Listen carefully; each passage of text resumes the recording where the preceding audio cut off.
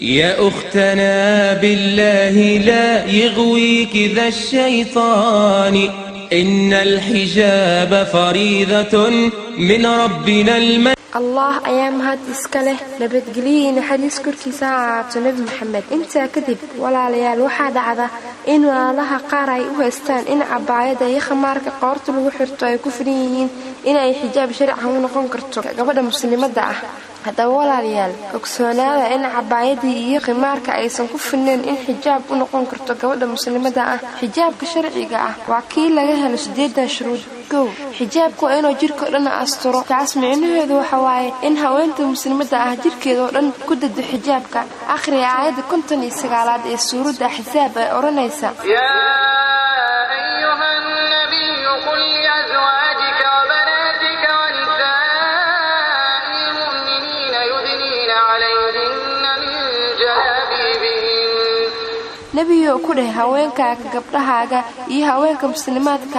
inay korkooda ku dadaan shukadiina ama xijaabkiinaba labo inaasan xijaabka naftiisa noqon qurux maxaa yeelay haweenka muslimada ah waa inay qarisaa quruxdeeda hadii uu xijaabku noqdo mid dadka soo jiidanaya quruxda ka muuqato ma ahan in la xirto saddex xijaabku waa inuu noqdaa mid adag hadii uu yahay mar qafiif ah sida diraca oo muujinaya haweenta jirkeeda kaafi ma aha nabiga nabadgeliye in xariis korkiisa ha ahaatee wuxuu xadiis saxiix ah oo sheegay inay soo bixi doonaan haween labisan haddana qaawan madaxyadoodana aad moodid kuruska geela oo kale kuwaas jannada geli maayaan mana urinayaan naclada allana way ku dhacaysaa culimada waxay ku fasireen xadiiskan in loola jeedo haweenta qaadata dharka qafiifka ah oo loogu jeedo jirkeeda iyo quruxdeeda marmarka qaarkoodna la arki karo cawradeeda haweenka sidaas oo kale u labista ilaahay ha ka baqaan oo si fiican korkooda ha u asturaan afar inuu noqdo xijaabka mid waasac ah oo aan ku dhaganin jirka haweenta hadii maradu ku dhagan tahay jirka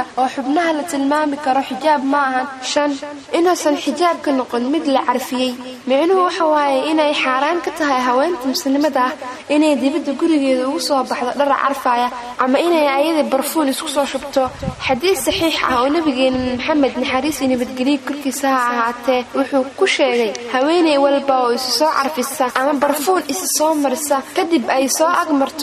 رجنا يعرف كذا وريان نبي وحو هوانت أسكت الماما إنه زانيتها وحا xasuusin mudan inay xaraan tahay in haweentu isu soo carfiso markay suuqa ama masaajidku soo aadayso haweenta muslimada ahi waa inay isku qurxisaa ninkeeda iyo gurigeeda dhexdiisa lix inoosan dharka haweenka u ekaanin kan ragga nabiga nabadgeliye in xariis korkiisa ahaatee wuxuu nacraday ninka sida haweenka u labista iyo haweenta sida ragga u labisato haweenka dhar lagu yaqaan baa jira qolo walba sida loogu talagalay ha u labistaan toddoba inoosan xijaabka u ekaan dharka haweenka gaalada oo kale sideed inoosan noqon xijaabka dhar shuhro ah micnaheedu waxa waaye in xijaabka loola qasdin in dadka dhexdooda caan ka noqdo oo lagu faano waxa shuhro noqon kara in la xirto dhar aad u liita iyadoo loola jeedo istustus iyo halaga sheego ugu dambeyntii haweenka muslimaadka waxaan ku waaninayaa in ay Allah iyo rasuulkiisa hoggaansamaan oo si dhab ah xijaabka sharciga ah u qaataan hadii shuruudaha aan soo sheegay uu xijaabku waafaqo